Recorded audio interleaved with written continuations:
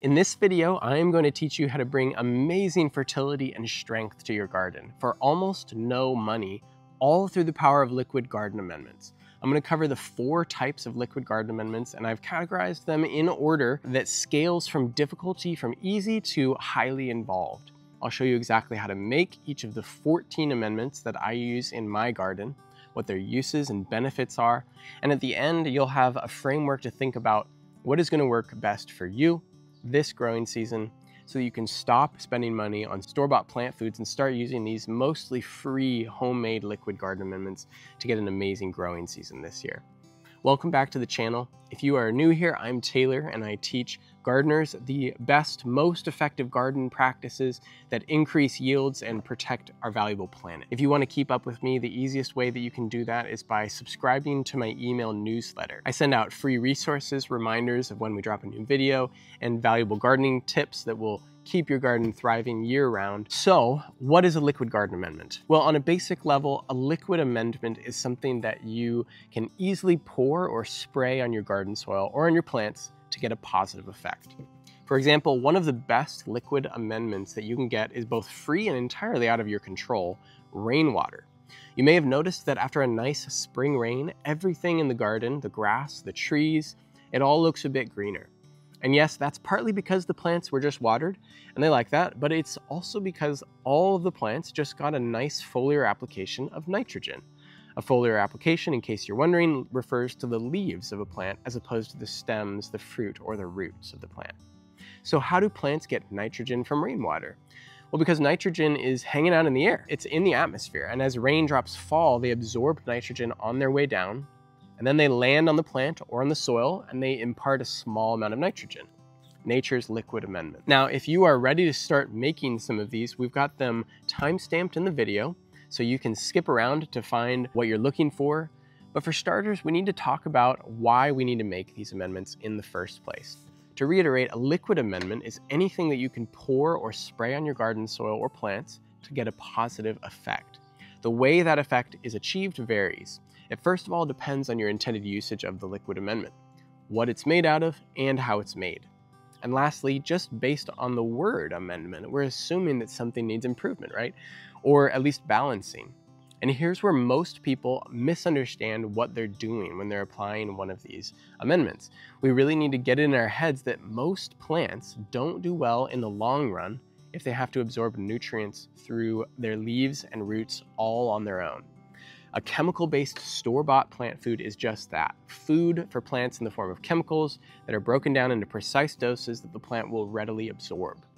This is why it looks like they work so well, because they are immediately offering plant-available nutrients, primarily nitrogen, phosphorus, and potassium, or NPK, in their raw form. So what's wrong with this? The simplest way to answer that question is that it's disregarding nature's process. Okay, I'm going to say that again. Spraying straight NPK on your plants is disregarding nature's process. What we as humans often struggle to grasp is that there are consequences to disregarding nature. So what are the consequences of applying raw chemical fertilizers? We'll start with the most benign consequence. The first consequence is that as you train your plants to eat chemical fertilizers, you're also training your soil to lack stored nutrients. We'll get into why in a minute, but the result of training your plants and your soil in this way is that as you apply more and more chemicals, they become more and more dependent on chemicals next season and the next season and the next season. In short, it's not sustainable, and it's certainly not regenerative. If suddenly you didn't have fertilizer, it would become very hard to grow any plants at all. The second consequence is that with chemical fertilizers, the excess NPK, along with chloride, ammonium, or urea salts, accumulate in the soil, and then they leach out and they pollute natural waterways and reservoirs through runoff.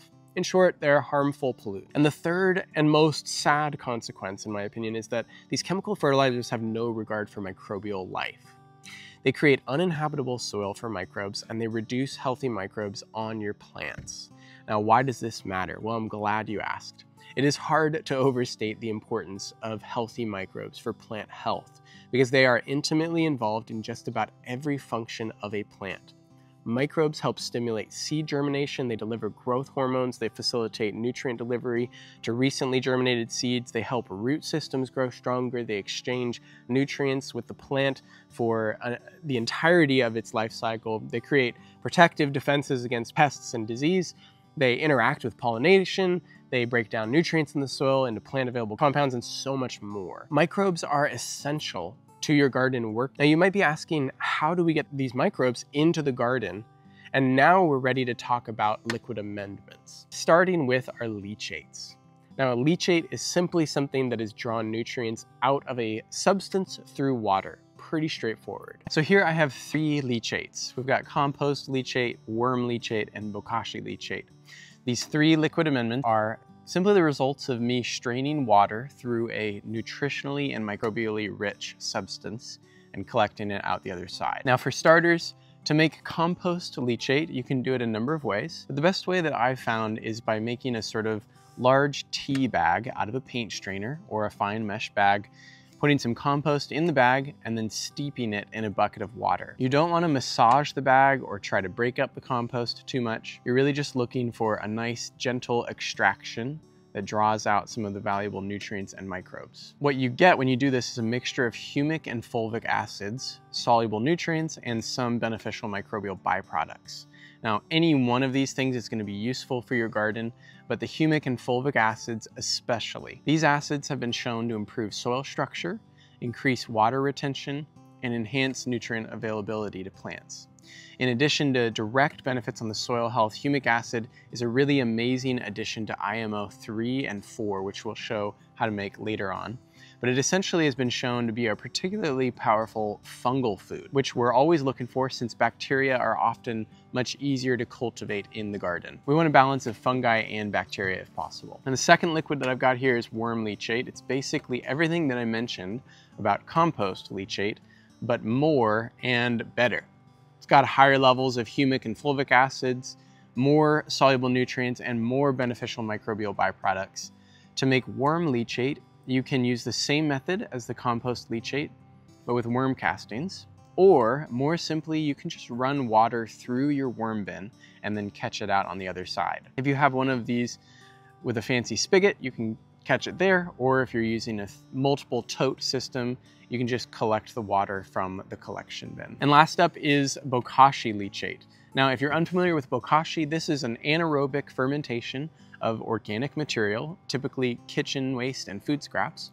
The reason that Bokashi is such a powerful tool is that it allows you to compost or turn into soil meats, fats, cooked foods, and dairy products. If you were to throw a steak in your compost bin or directly dig it into your garden bed, you would have rotting meat pretty quickly. And then you'd have wild animals digging it out. Bokashi is the process of pre-fermenting food scraps using a liquid spray or an inoculated bran. We've got several videos on this topic, how to make your own bran, how to use the food scraps, so you can check those out if you're interested in doing that yourself. But essentially what happens is that as the food scraps ferment, they lose moisture, and that moisture filters through the food scraps, and then it can be collected and utilized as a garden amendment. So what are the main ways to use these? Well, I'm going to recommend a couple of options, but first I want to suggest several that I wouldn't recommend. First of all, I do not recommend applying these leachates anywhere in your garden without proper dilution. It is very hard to test or calculate the exact strength of a leachate, so you don't really know how much is actually in there. My advice is to mix these with water at a bare minimum of 1 to 30. So 1 part leachate, 30 parts water. In a typical 2-gallon watering can, this would be about 8 ounces of leachate and 2 gallons of water. For Bokashi, I might recommend by diluting it even more, 1 to 100 if you're applying it on your soil, and 1 to 1,000 if you're incorporating it into a foliar spray. And speaking of foliar spray, something that you do need to be aware of with all of these leachates is their freshness. You can usually get a good sense of their freshness by the smell. Fresh compost and vermicompost leachate will smell earthy and maybe a little bit sweet. Bokashi has a distinct smell that I would call sweet pickly, but if you ever get rotten scent or putrid, vomit, poopy, any of those means that the leachate has gone anaerobic. And this means that the bacteria that have come to dominate the leachate are going to be harboring less of the aerobic bacteria and fungi that you're looking to apply to your plants, and they run a chance of containing pathogens. Besides just the smell, a general rule of thumb is that you want to use your leachate in your garden, especially when you're applying it foliarly, directly on plant leaves within 24 hours of harvesting the leachate. Otherwise, the bacteria can die off and start to harbor nasties, even ones that you can't smell. Now, that being said, as we'll cover in our next section on anaerobic ferments, these bacteria are not all unhelpful. Many of them are actually essential to organic matter decomposition and soil tilth improvement. So don't pour your leachates down the sink if you've waited too long. I like to pour them directly onto my compost pile or in the garden bed if there are no plants growing in it. If you are able to capture the leachate and use it the same day, a great use for the vermicompost and compost leachates is it as an ingredient in Liquid IMO, which we'll cover in the last section on aerobic ferments. So keep that in mind. The humic acid in the compost leachate is an excellent food source for the fungal dominant Liquid IMO brew. So there are the three main leachates that I use in my garden. Leachates are not categorized or even very similar to a tea as people like to think.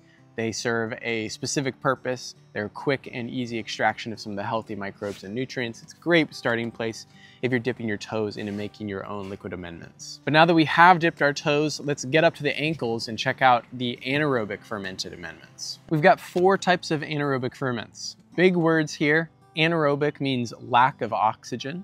Ferment means that a lot of microbes have transformed organic matter by partially digesting it. Yum. Now, this is important to understand. Anaerobic bacteria are what perform anaerobic fermentation. I know, crazy. The reason that I bring this up is because, as we discussed in the last section on leachates, anaerobic liquid is sometimes considered an unfavorable thing. Aren't we opting for aerated or oxygen-loving organisms? Well, yes and no. And this concept didn't become clear to me until I read this book called JADAM, Organic Farming. And in this book, Young-Sung Cho points out that soil contains both aerobic and anaerobic microbes. And in nature, no anaerobic microbes result in disease or plant destruction. Instead, he suggests that in nature, anaerobes and aerobes work and coexist synergistically. In fact, anaerobes are highly effective in breaking down organic material and cycling nutrients. They're sort of like nature's essential decomposers. If all of this sounds controversial, first of all, I would encourage you to read the book. We'll leave a link to it in the description. I'm not an expert on exactly how all of this works. I'd also point out that if you have ever had a fermented beverage like kombucha or kefir, or even a naturally lacto-fermented pickle, you have consumed anaerobic microbes because each of those brews is fermented anaerobically. But I would also challenge you to consider how nature operates. There are plenty of spaces in nature where things decay in a very stinky anaerobic way. When an animal dies, for instance, microbes move in immediately and start to decompose the body.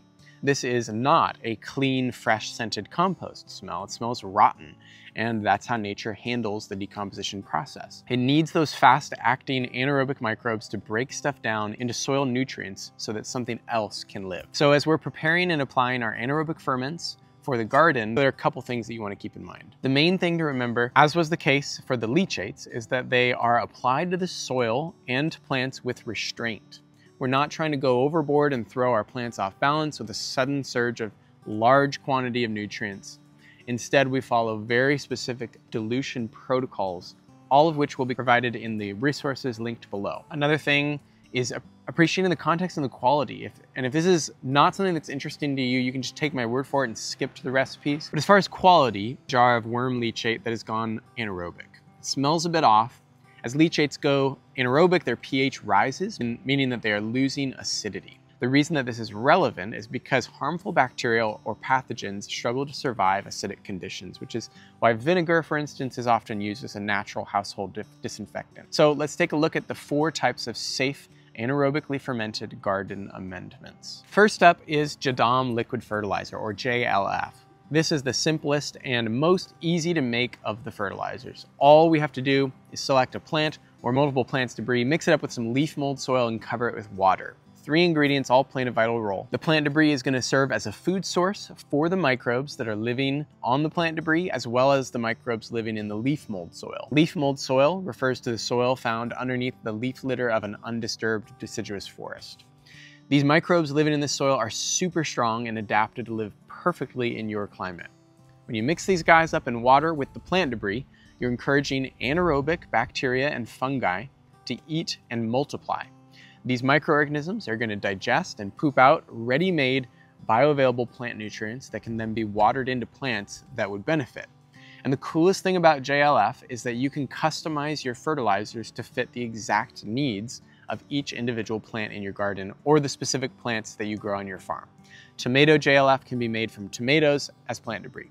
Even rotten or diseased crops or pieces of crop can be used to make one of these customized JLFs. And if you want to dive deeper into the world of JADAM liquid fertilizers, you can check out our free mini course, Deep Dive Outlining the Needs, talking about how to make it and properly dilute it, or you can just download our easy natural liquid fertilizer PDF. Whereas JLF belongs to the suite of JADAM organic farming based inputs, the last three in this category are found in the JADAM adjacent Korean natural farming.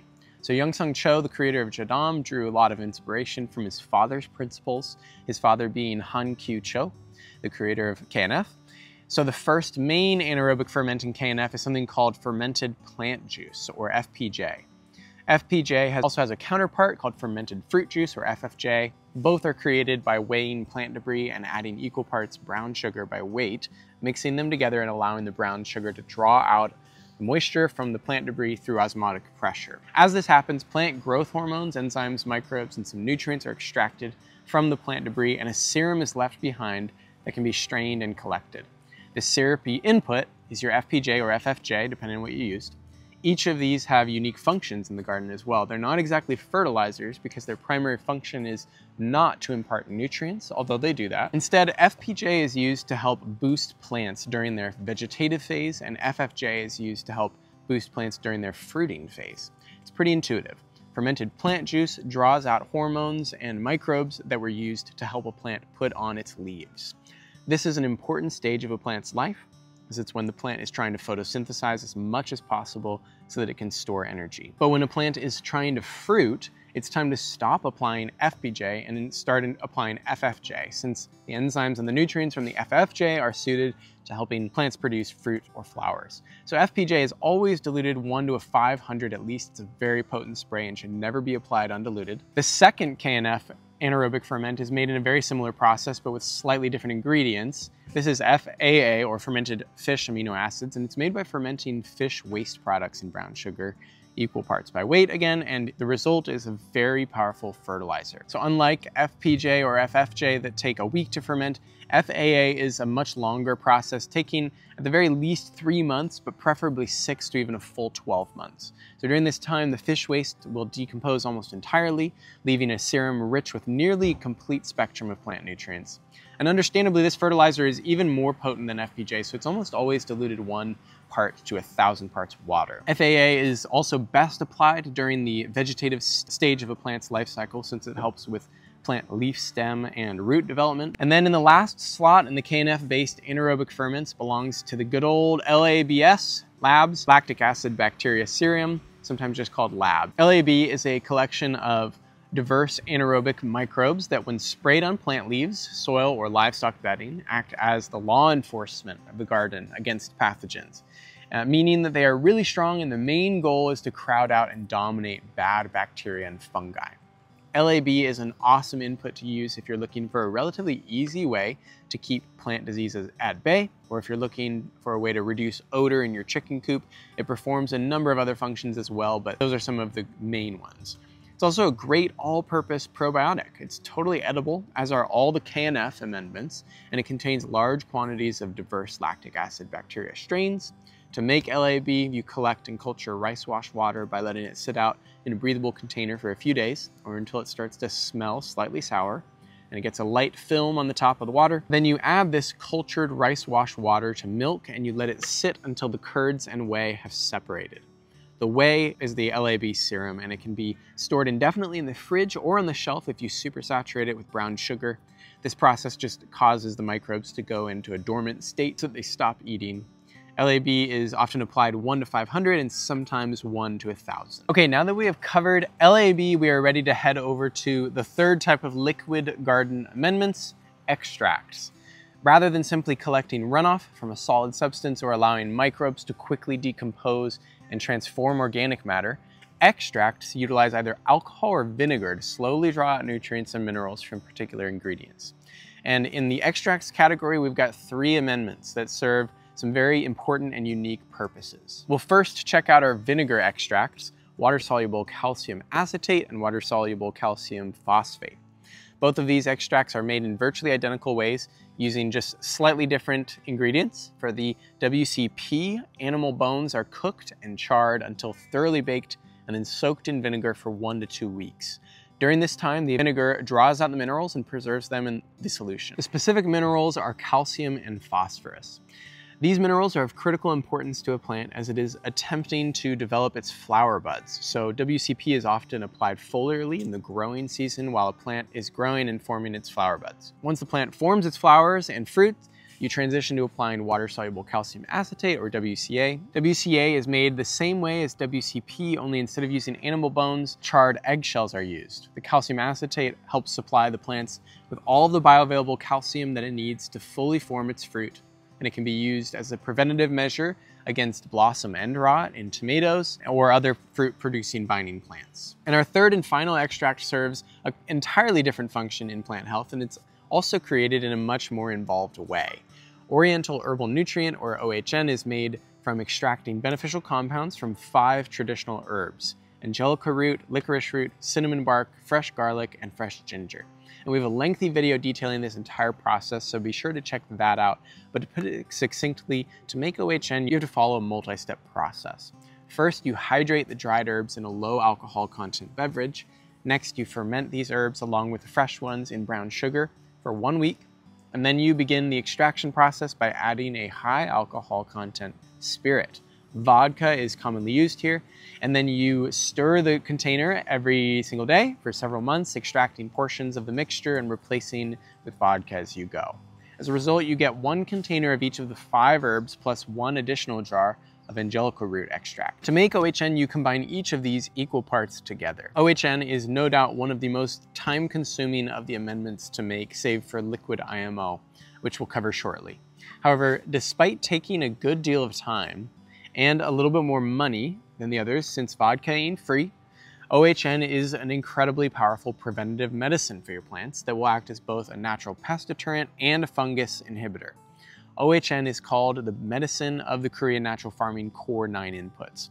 It's also used in seed soak solutions in making IMO 3 and 4, and it has other uses for keeping healthy livestock. So don't put off making OHN for too long, especially if you're looking to get into KNF. It's well worth the effort. And now that we've finished our tour through the extracts, we have finally arrived to what I consider some of the most rewarding garden amendments to make: aerated liquid ferments. The first of these is the companion liquid amendment to JADAM liquid fertilizer, JADAM microbial solution, or JMS. This solution is similar to JLF in that it utilizes leaf mold soil to culture the amendment, but it's different in that it relies heavily on precise timing to use effectively. It also doesn't supply any real nutrients, and instead it works to make soil nutrients bioavailable to plant roots. It also helps with soil tilth, and it can have an incredible transformative effect in as little as a few weeks of application. JMS is made by culturing leaf mold soil in water, by feeding it a cooked starch, typically boiled potato and sea salt. You mix these 3 ingredients through a paint strainer into a bucket or a barrel of dechlorinated water, and then you wait for the microbes to increase in activity. After a day or 2, you'll see foam starting to form on the top of the water, and when that foam has reached its peak, it's ready to use. Young-Sung Cho recommends that you apply JMS every time that you apply JLF because the additional microbes help so much in making the JLF actually work.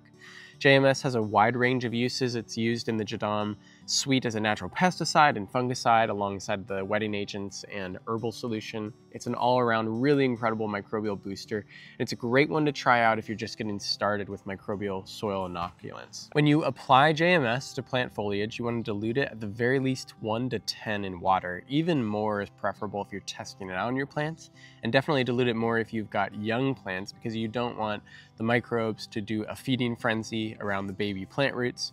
If you're using JMS as a soil drench, you can obviously apply it undiluted, but try to time it with heavy rainfall so that the solution gets carried down deep into the soil. You want the microbes to do all their work at various depths within the soil so your plant roots can travel far down and turn into stronger plants. If you're gonna try out JMS, I really recommend that you commit to using it once a week for an entire season if possible. This is a little bit of a commitment, but you will get the best results and your soil will change very noticeably after applying it regularly. We used this in one of our first gardens, and we were shocked at how quickly it worked to decompact what was previously a very walked-on lawn. JMS also requires hardly any equipment to make, and so it's a great place to start. But if you are interested in investing in some equipment, you might consider purchasing a bubbler, because that is what we're going to be using to make each of our next aerated ferments. The first one being a classic Aerated Compost Tea. ACT is a staple amendment of any hipster garden. Dr. Elaine Ingham is a soil biologist and researcher who has done a lot of work to popularize compost tea. This is an incredibly microbe-rich substance with minimal nutrient content. But that's okay because we're not using this for NPK. We actually want the biology, and biology is what we're getting. So the way we get this biological brew is through a similar method as what we did to make our compost leachate. Take a big handful or two of compost, pop it into a paint strainer, but then instead of just steeping it in the water a few times, we attach it to the side of the bucket like we did with the JMS, and then we insert a bubbler hose into the bucket. And this is going to aerate the water by sending bubbles from the bottom of the bucket toward the top. And this process just keeps the oxygen flowing through the compost even while it stays moist. This is an interesting process here that I don't really fully understand, but essentially in doing this, we're creating the conditions for the microbes in the compost to multiply extensively. The water in the bucket carries the microbes around so that they have access to virtually all of the nutrients in the organic matter in the compost.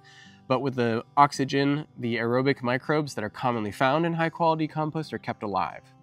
Let the bubbler do its thing for between 24 to 48 hours, and then the brew is ready to use. And while we're here, let's talk about worm tea, because it's made in virtually the exact same way, but it results in something slightly different in its microbial composition. Vermicompost, like I mentioned in the Leachates section, is kind of like compost, only more. The more that it has specifically relates to the beneficial bacteria.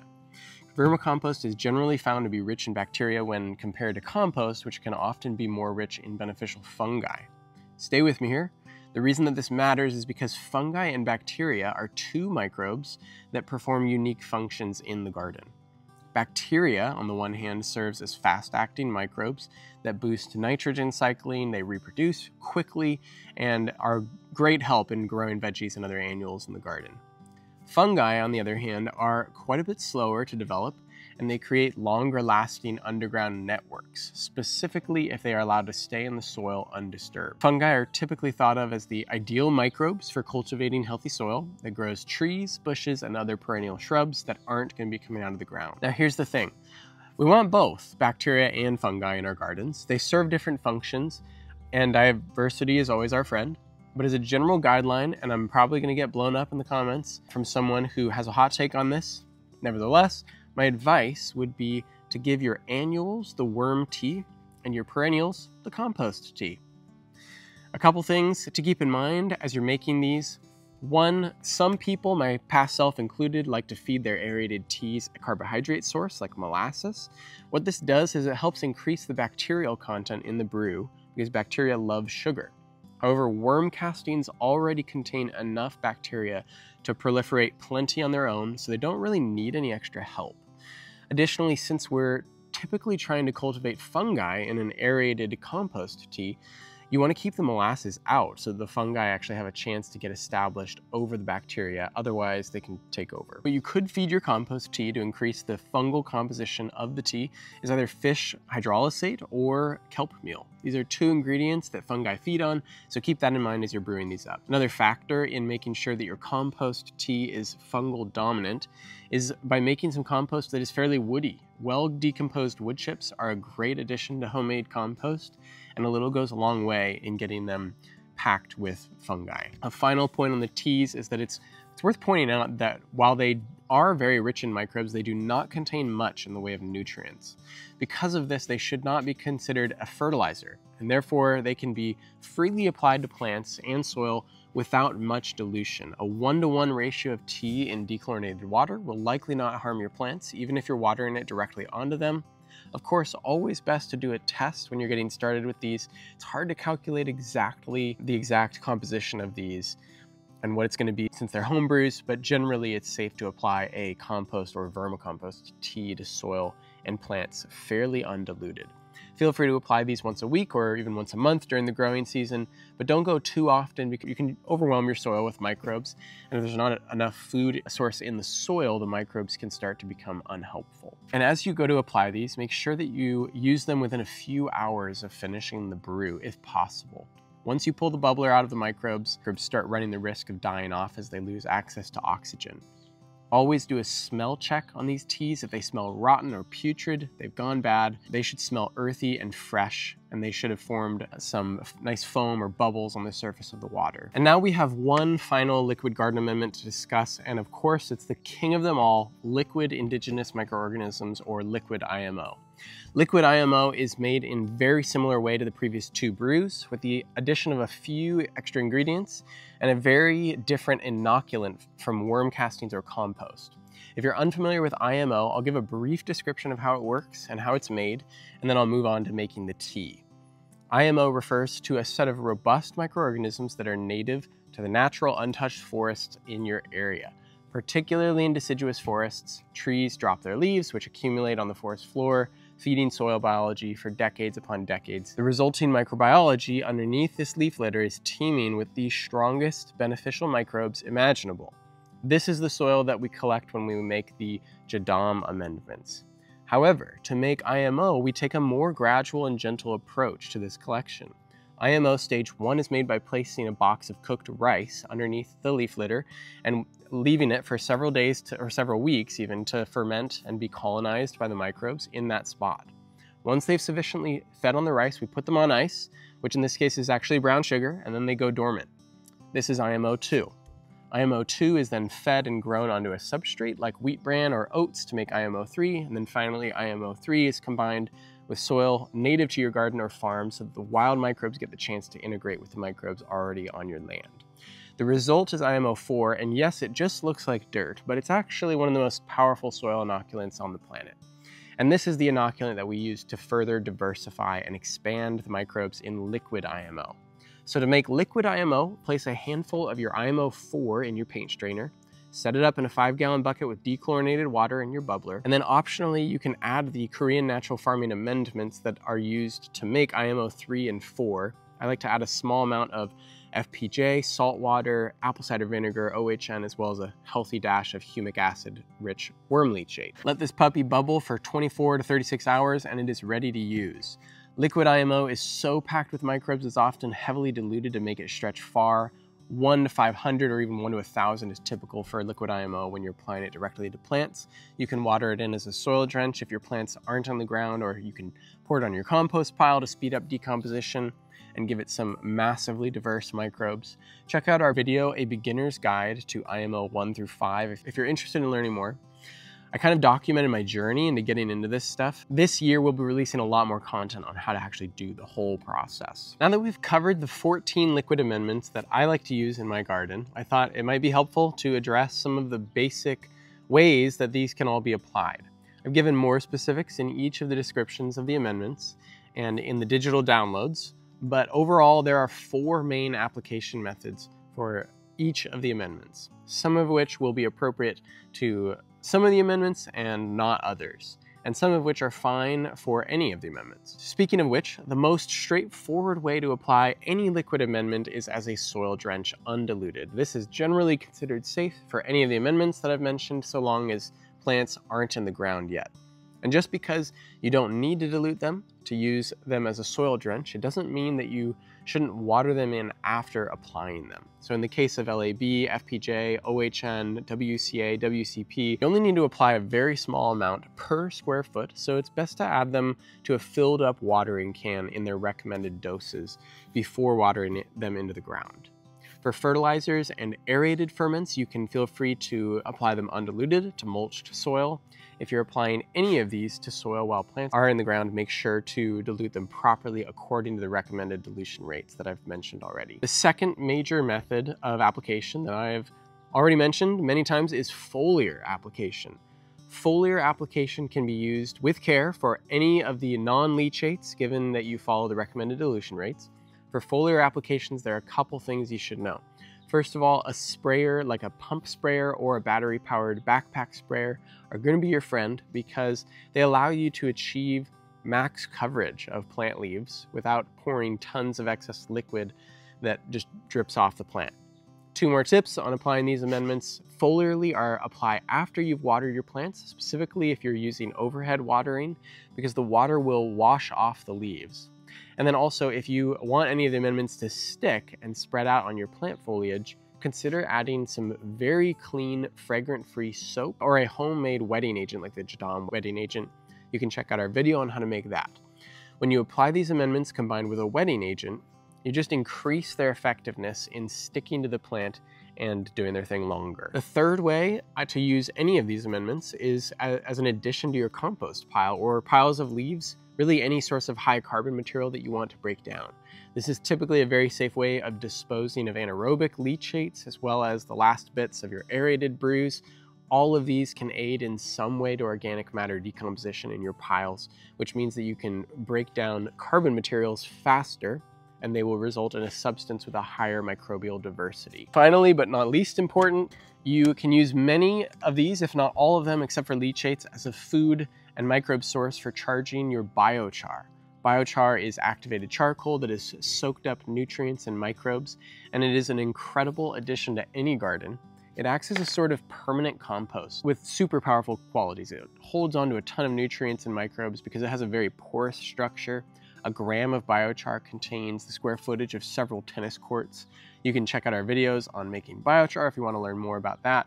But essentially, to charge your biochar with any of these liquid amendments, you really just need to soak it in the liquid for a week or 2 and it will be packed with all of the goodies that your plants would love to use. Biochar has many uses. We use it in just about every part of our gardening operation, and a little goes a long way. So make a batch for the season, soak up some of your amendments, and spread it out lightly in your garden for an incredible permanent soil amendment. So with all this information on liquid amendments, where should you start is maybe the question that is on some of your minds. And I'll admit that this is a lot of information to process, especially if you are just starting to experiment with these sort of things. So for where you should start, I've got a few guiding principles. First off, experience level is probably going to be the biggest factor for getting started. If you've never done any of these, just try a leachate and water it into your plants. Your garden will thank you. If you've made a few of these already, I'd probably encourage you to think about 2 things, your soil needs and your plant needs. Depending on when you're watching this, you may or may not have plants in the ground already. If you do, what are you noticing about their overall health? Or what have you noticed in the past? Are your plants a light green, yellowy color? This might be a sign that they could use some more of the anaerobic ferments that we went over, like fermented plant juice or JADAM liquid fertilizer, or fermented fish amino acids. Have your plants struggled with disease in the past? Might be a time to bust out a quick batch of LAB and start the long journey of building up your OHN stockpile. Maybe your plants are struggling to produce healthy fruit. Check out the water-soluble calcium phosphate and acetate. That might solve the problem. Little harm in trying. The point I'm getting at is that the more of these that you have on hand, the more tools in your tool belt that you'll have when it comes to addressing problems both proactively and reactively. Finally, your main concern lies in your soil. I might recommend trying some of the microbial inoculants found in the Aerated Ferments category. JMS takes only a few days to make, and it can make a world of a difference within a month of consistent application. At least that's what we've found. If you're swimming in worm castings and you're getting your soil ready for a big veggie garden, maybe it's time to bust out the aerated worm tea. If you've done it all but have yet to enter the magical world of IMO, now might be the time. Take this as a sign, you can do it. We'll have videos coming out soon about how to nail a good IMO collection every time. But in the meantime, if those aren't out yet, check out our resource on beginning IMO and watch our complete guide to getting started. It's not as scary as it seems, and while it has a very involved process, you don't have to let that stop you from taking the first step. And that wraps up our beginner's guide to homemade liquid garden amendments. If you watched this far, thank you for spending so much time with me. I really appreciate it. And if you know someone who would benefit from this video, like you just did, would you send it over to them? And that would really bless me, helps get the message out there. Thank you for watching, and we will see you in the next one.